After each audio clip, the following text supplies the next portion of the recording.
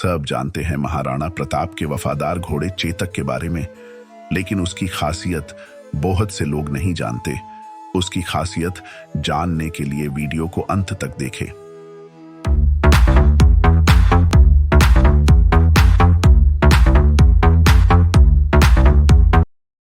भारत में बहुत से महापुरुषों ने जन्म लिया और उनकी वीरता की कहानियां सुनते ही हम बड़े हुए। ऐसे ही एक महान योद्धा की कहानी है जिसे महाराणा प्रताप कहते हैं। आज हम जानेंगे उनके वफादार और सबसे अच्छा दोस्त जो उनका घोड़ा था, बहुत ही आदर के साथ जिसका नाम लिया जाता है, वो है चेतक। चेतक एक घोड़ा जो सबसे प्रसिद्ध है और मेवाड़ के इतिहास से जुड़ा है। घोड़े का नाम सबसे पहले 18वीं सदी के एक गीत खुम्मना रासो में चेतक रखा गया था। इस अद्भुत घोड़े की बहादुरी और लचीलेपन को न केवल राजस्थान में बल्कि पूरे भारत में गाया जाता है और पांडुलिपियों में इसका स्थान है। गौरव के प्रतीक के रूप में चेतक की मूर्ति मोती मगरी पर स्थापित की गई है और इसे चेतक स्मारक का नाम दिया गया है।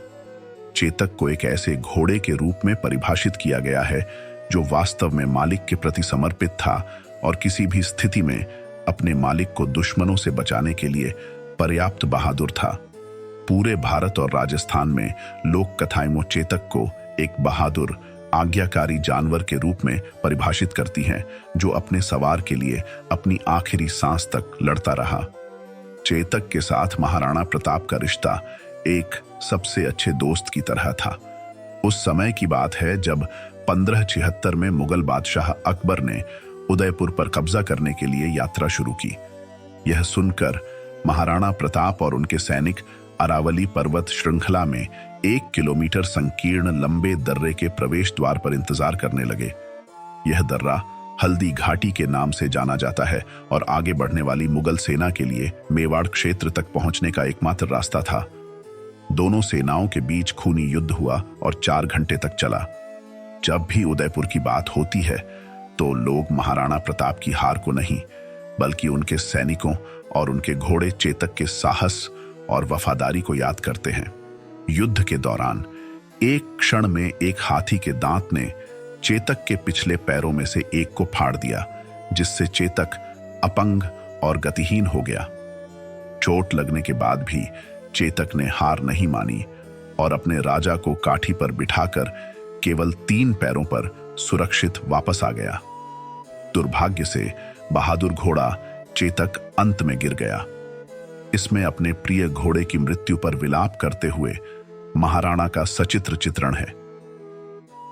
आइए जानते हैं महाराणा प्रताप के घोड़े चेतक के बारे में कुछ रोचक बातें।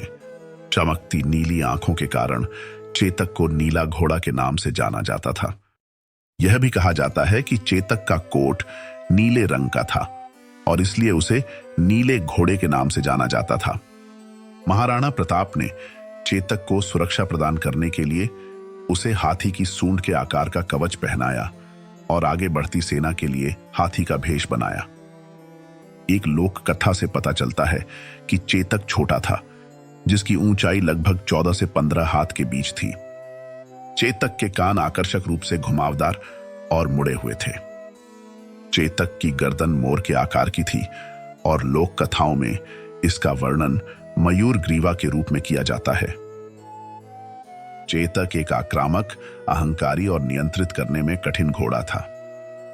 महाराणा प्रताप के कठिन समय में चेतक ने उन्हें बलीचा गांव के निकट 21 फुट चौड़ी जलधारा में छलांग लगाकर रक्त तलाई से हल्दी घाटी के दूसरे छोर तक पहुंचाया।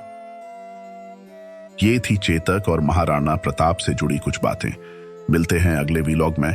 तब तक चैनल को सब्सक्राइब करें, लाइक करें और शेयर करें। धन्यवाद।